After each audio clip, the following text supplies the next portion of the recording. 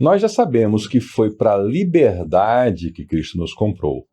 Mas é estranho como muitos cristãos hoje celebram essa liberdade se entregando voluntariamente à escravidão, querendo cumprir a lei de Moisés ou alguns pedacinhos dela e se orgulhando disso, sem saber e ignorando que estão abandonando a fé no Filho de Deus. Olá, seja bem-vindo. Aqui nós estudamos a Bíblia. Eu quero convidar você a se juntar a mim nessa jornada, que nós estamos continuando a leitura e o entendimento da carta de Paulo aos Gálatas. Vamos fazer o que nós sempre fazemos aqui. Vamos orar. Senhor nosso Deus, obrigado pela chance de ler a Bíblia, obrigado pela chance de conhecer a Tua Palavra. Nos guia, Senhor. Queremos conhecer e entender conforme aquilo que o Senhor tem para nós. E oramos em nome de Jesus. Amém. Estávamos vendo, eu e você, no capítulo 3, aquele avanço da conversa de Paulo, todas aquelas explicações a respeito da diferença entre tentar viver por um conjunto de normas e tentar viver baseado na promessa de Deus. E agora, então, no capítulo 4, Paulo prossegue. A conversa é a mesma, a divisão em capítulos você já sabe que ela é artificial, ela não faz parte do texto sagrado, ela foi acrescentada mais tarde para facilitar a nossa leitura, mas às vezes quebra um texto na sua continuidade. Então, capítulo 4, verso 1 da carta de Paulo aos Gálatas, diz assim a palavra de Deus: Digo, porém, que enquanto o herdeiro é menor de idade, ele em nada difere de um escravo, embora seja dono de tudo. Isso aqui é algo muito curioso. Eu vou trazer essa figura aqui para mais perto da gente. Imagine aquele proprietário de um comércio, que ele tem o seu filho trabalhando para ele, mas também tem um empregado. Enquanto o filho ainda é um jovem, ele não é diferente do empregado. Ele é tratado como um empregado, ele não é proprietário, ele não partilha das rendas do dono, ele não toma decisões no negócio, ele cumpre ordens igual ao empregado. E é assim que ele é formado para ser o futuro dono. Se ele, aliás, receber, já como criança, toda a autoridade de dono, ele se estraga e ele estraga o negócio também. Então, Paulo está falando aqui nessa época do tempo da escravidão. Não pense na escravidão aqui como nós tivemos a escravidão no Brasil. Era diferente. Os escravos, eles eram figuras que muitas vezes viviam na casa sob as ordens do Senhor, mas partilhando de um grau de confiança e liberdade muito grande. Muitos escravos, eles eram administradores do negócio, auferiam boas rendas com isso, inclusive muitos usavam essa renda para fazer um fundo e depois comprar a sua liberdade. E não era raro de um escravo que não queria se afastar do seu senhor. Então era um outro regime. Mas aqui Paulo fala então, o filho é menor de idade, ele é o herdeiro. Mas enquanto ele é menor de idade, enquanto ele não atingiu ainda a vida adulta, ele não é diferente do escravo, ainda que ele seja o dono de tudo. Mas ele é mantido ali naquela condição porque ele ainda não tem capacidade para tomar as decisões plenas como dono. No entanto, ele está sujeito a guardiões e administradores até o tempo determinado por seu pai.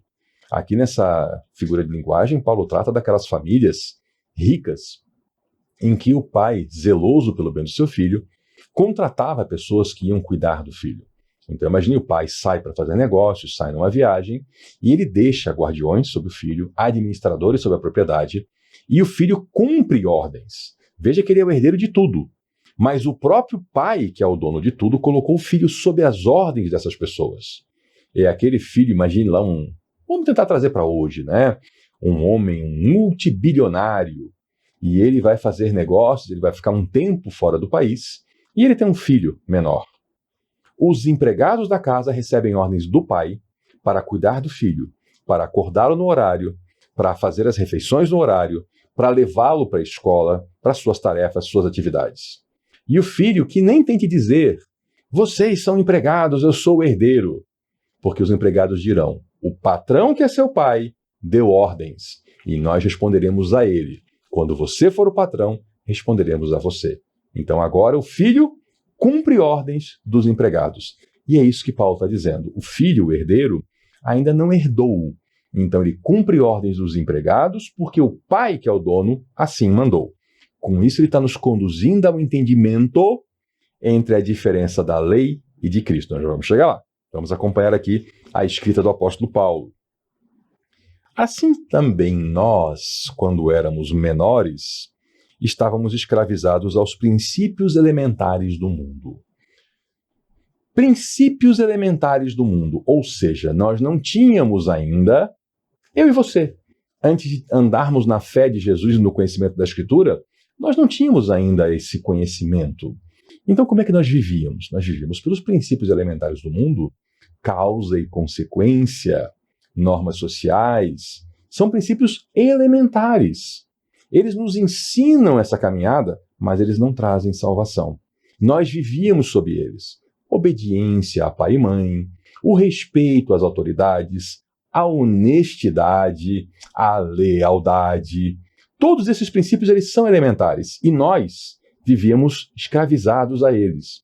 Em que sentido escravizados? Porque eles são ruins? Não, porque eram eles que davam ordem sobre nós, da mesma forma como os empregados que eu citei anteriormente. Assim também nós, quando éramos menores, estávamos escravizados aos princípios elementares do mundo. Mas quando chegou a plenitude do tempo, e essa expressão na Bíblia, plenitude do tempo, ela se refere à vinda de Jesus, a sua primeira vinda. Então essa foi a plenitude do tempo que dura até a volta de Jesus.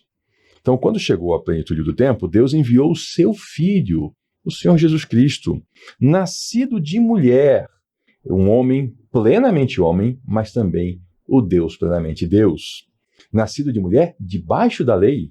Se você não leu ainda, leia, por exemplo, no Evangelho de Lucas, que aqui no canal está completo já, com toda a explicação, que Jesus, sobre ele foram cumpridos todos os ritos da lei. Ao 8º dia ele foi apresentado no templo, como assim manda a lei, foram oferecidos os sacrifícios, como assim manda a lei, tudo debaixo da lei. A fim de fazer o quê? De redimir os que estavam debaixo da lei, para que recebêssemos a adoção de filhos.